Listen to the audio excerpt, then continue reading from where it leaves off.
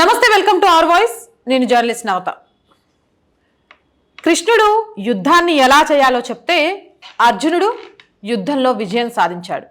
మహాభారతంలో అర్జునుడు కృష్ణుడు ధర్మం వైపు నిలిచి యుద్ధాన్ని ఎలా గెలిచారో ఈరోజు ప్రపంచంలోని దేశాలన్నీ మేము అమెరికా వైపు, మేము రష్యా వైపు అంటూ రెండుగా విడిపోయి యుద్ధం చేస్తున్నప్పుడు భారత్ మాత్రం ధర్మ మార్గంలో ఉంటూ నొప్పించక తానొవ్వక తప్పించుకు తిరుగువాడు ధన్యుడు సుమతి అన్నట్టుగా మోదీ ఆలోచనలకు, జయశంకర్ అడుగులకు ఈరోజు ప్రపంచ దేశాలు భారత్కి దాసోహం అవుతున్నాయి.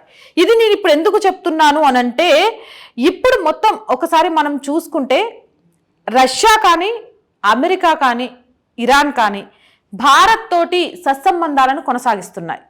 ఒక పక్క నుంచి హౌతీ దాడులు జరుగుతున్నాయి సముద్రాల్లో, మనకు తెలుసు. వాణిజ్య నౌకల మీదే వీళ్ళు ఎస్పెషల్లీ దాడులు చేస్తూ ఉన్నారు. గతంలో భారత్ వాణిజ్య నౌకల మీద కూడా వీళ్ళు దాడులు చేశారు. కానీ ఇప్పుడు హౌతీ తీవ్రవాదులు భారత్ వాణిజ్య నౌకల మీద దాడి చేయడం మానేశారు. అదేంటి సడన్గా ఫస్ట్ దాడి చేశారు, ఆ తర్వాత దాడులు చేయడం మానేశారు.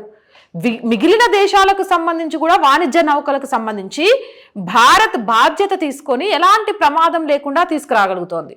అదే టైంలో అమెరికాకు సపోర్ట్ చేస్తూ హౌతీల మీద దాడులు చేయట్లే.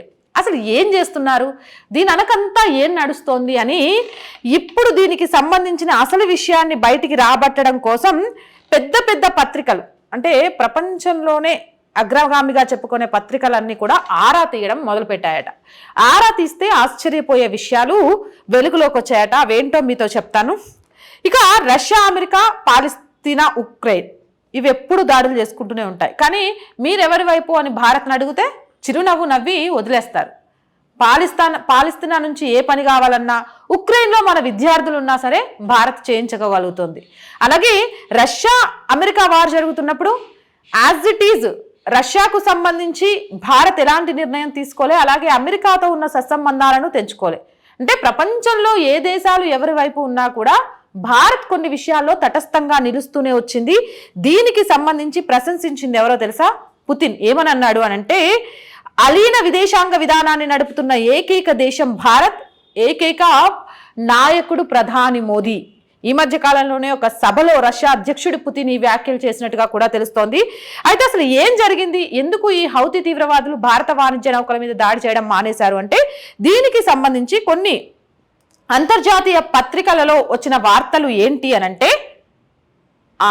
ఇది చాలా బాగా గుర్తుపెట్టుకోండి. భారత విదేశాంగ మంత్రి జయశంకర్ ఇరాన్ వెళ్ళొచ్చారు, ఆ తర్వాత రష్యా వెళ్ళొచ్చారు. ఈయన ఎప్పుడైతే ఇరాన్ వెళ్ళొచ్చారో, రష్యా వెళ్ళొచ్చారో భారత వాణిజ్య నౌకల మీద హౌతీల దాడులు ఆగిపోయాయి. అది ఎలా సాధ్యము అనంటే, రష్యా అధ్యక్షుడు పుతిన్కి హమాస్ తీవ్రవాదులు చాలా క్లోజ్, మనందరికీ తెలిసిందే. అలాగే ఇరాన్కి హమాసు, హౌతీ, ఇగ్బుల్లా ఇలా కొన్ని తీవ్రవాద సంస్థలన్నీ చాలా క్లోజ్. ఎప్పుడైతే జయశంకర్ అక్కడికి వెళ్ళొచ్చాడో, ఇటు రష్యాకి కానీ అటు ఇరాన్కి కానీ ఎప్పుడైతే వెళ్ళొచ్చాడో, ఆ క్షణం నుంచి మన వాణిజ్య నౌకల మీద దాడులు ఆగిపోయాయి. అంతేకాదు, ఈ రెండు దేశాలు వెళ్ళొచ్చిన తర్వాత భారత సైన్యం ఆ సముద్రంలో మోహరించున్నా అమెరికా టీంలో చేరలేదు, అలాగే హౌతీల మీద దాడి చేయలేదు. అంతేకాదు, ప్రపంచంలో మిగిలిన దేశాలకు సంబంధించిన వాణిజ్య నౌకలను కాపాడాలి అంటే దాంట్లో భారత్ లీడ్ తీసుకొని భారత సైన్యం మాత్రమే ఆ వాణిజ్య నౌకల్ని కాపాడగలుగుతుంది. ఆ టైంలో హౌతీలు కూడా ఏమీ మాట్లాడట్లేరు. యుద్ధం ప్రతిసారి ప్రత్యక్షంగా కత్తులు పట్టుకొని, బాంబులు పెట్టుకొని, అణుబాంబులు పెట్టుకొని ప్రజలకు హాని కలిగిస్తూ చేయాల్సిన అవసరం లేదు. కొన్నిసార్లు మనం చేసే యుద్ధం కంటికి కనిపించకపోయినా విజయం మాత్రం కొట్టొచ్చినట్టు కనబడుతుంది. అదే కృష్ణుడిలా గీతోపదేశాన్ని మోదీ చేస్తే, అర్జునుడిలా సైలెంట్ యుద్ధాన్ని చేసి జయశంకర్ మొత్తానికి వాణిజ్య నౌకల మీద జరుగుతున్న హౌతీల దాడిలో భారత్ వైపు కన్నెత్తి చూడకుండా, భారత్తో సత్సంబంధాలు పెట్టుకున్న వాళ్ళ వైపు కన్నెత్తి చూడకుండా చేయగలిగారు. ఈ విషయంలో ఇప్పుడు భారత్ని ప్రపంచంలోని చాలా దేశాలు కొనియాడుతున్నాయి. ఎందుకు అనంటే, రష్యాకు మనతో సత్సంబంధాలు ఉన్న ఆయిల్ కొనడం కానీ, అలాగే ఇరాన్ విషయాల్లో కూడా కొన్నిట్లలో తటస్థంగా భారత్ ఉండడం కానీ. అందుకే అంటారు, ఆవేశం కంటే కూడా సహనం అనేది చాలా గొప్పది.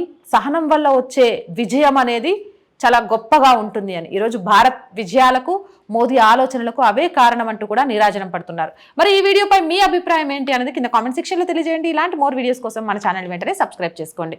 అండ్ సబ్స్క్రిప్షన్ బటన్ పక్కనే జాయిన్ అనే ఆప్షన్ కనిపిస్తుంది. దయచేసి మీ అందరూ మన ఛానల్కి సపోర్ట్ చేయండి. 1 to 4 లెవెల్స్ ఉంటాయి. లెవెల్ 1, లెవెల్ 2, లెవెల్ 3, లెవెల్ 4 ఏదో ఒక లెవెల్లో మీరు మాకు సహాయం అందిస్తే మన ఛానల్ని ఇంకా కొద్దిగా ఎక్స్టెండ్ చేసి మంచి మంచి వార్తలని సమయానికి మీకు అందించేందుకు ప్రయత్నం చేయడానికి సహకరించిన వాళ్ళు అవుతారు. అండ్ ఆ లెవెల్ 1, లెవెల్ 2 అర్థం కాకపోతే మనకు స్క్రీన్ మీద మన గూగుల్ పే, ఫోన్పే నెంబర్ కూడా కనిపిస్తోంది. కొన్ని వార్తలను వెంటనే అందించాలంటే కొంత టెక్నాలజీ పరంగా డెవలప్ అవ్వాల్సిన అవసరం మాకు ఎంతైనా ఉంది. దానికి ఆర్థికంగా మీ అందరి చేయూత కూడా చాలా అవసరం ఉంది. ఆ విషయాన్ని మళ్ళీ మీ అందరికీ ఒక్కసారి గుర్తు చేస్తూ సెలవు తీసుకుంటున్నాను.